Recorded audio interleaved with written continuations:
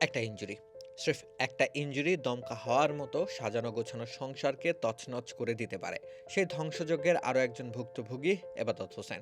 এক আসমান সমান রোশনাই নিয়ে তার আগমন ঘটেছিল জাতীয় দলে। সেই রোশনাইকে গিলে খেয়েছে ইনজুরি নামক সূর্যগ্রহণ। সংক্ষিপ্ত এক যাত্রাপথ, ২২ টেস্ট, ১২ ওয়ানডে আর ৪ টি-২০। ৩৮ ম্যাচে তার ঝুলিতে আছে ৭২টি উইকেট। মাঝের ওভারে ব্যাটারকে চাপে ফেলা, জমাট বাঁধা জুটিতে ভাঙন ধরানোতে তিনি ছিলেন সিদ্ধহস্ত।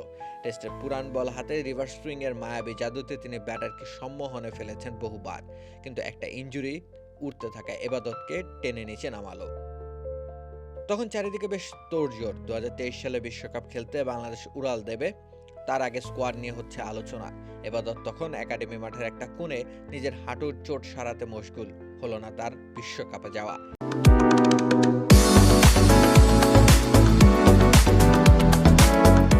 অধিনায়ক সাকিব আল হাসানের কণ্ঠে ঝরল এবাদতের অনুপস্থিতির বেদনাতুর স্তুতি। কিন্তু কি আর করার, সময় ও নদীর স্রোত তো কারোর জন্য অপেক্ষা করে না, সাথে করে নিয়ে যায় ছন্দ আর বিশ্বাস। এবাদতের ক্ষেত্রেও ঘটেছে তা। দীর্ঘ বিরতি কাটিয়ে তিনি মাঠের ক্রিকেটে ফিরেছিলেন বটে। Dhaka premier division cricket league, জাতীয় cricket league, Bangladesh premier league সর্বত্রই খেলেছেন, কিন্তু সেই হারানো দ্যুতির অভাবটা সর্বত্র ছিল স্পষ্ট। তবুও পুরনো চাল ভাতে বাড়ে সেই বিশ্বাস থেকে আয়ারল্যান্ডের বিপক্ষে টেস্ট ম্যাচে তাকে রাখা হলো একাদশে। ২ ইনিংসে তার শিকার মাত্র একটি উইকেট।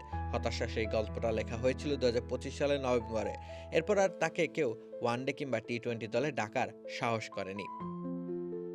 আফসোস বাড়ায় এমন সব গল্প। বর্তমান সময়ে বাংলাদেশের পেস ব্যাটারি নিয়ে নানান দিকে নানান প্রশংসা, যার একেবারে হামাগুড়ি অবস্থায় এবাদতের আগমন। সাদামাটা টেস্ট বোলার, কিন্তু মাউন্ট মঙ্গানুয়ের মতো বৈরী কন্ডিশনে টেস্ট জেতার সাহস সঞ্চার ঘটেছিল এবাদতের হাত ধরেই। এরপর একটা বছর জুড়ে চলল এবাদতের ধুন্দুমার বোলিং। আগে ভিন্ন এবাদতের দেখা মিলল সেবার।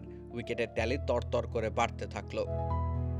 কিন্তু ওই এক হাঁটুর ইনজুরি তাকে বানিয়ে দিল অকার্যকর। ২০২২ থেকে ২৩-এর দিকে এবাদতের পারফরমেন্স বনে গেল এক ধূমকেতু, যা সময়ের বিস্তৃত বিচরণে কালে ভদ্রে দেখা যায়। আর এবাদত ক্রমশ এক গর্ব থেকে পরিণত হন হতাশার ছোট গল্পে। সময় একেবারেও ফুরিয়ে যায়নি। লেট ব্লুমার হয়ে কি আরও একটিবার এবাদত ছড়াবেন সৌরভ? রাকিব হোসেন রুম্মান, খেলা ৭১।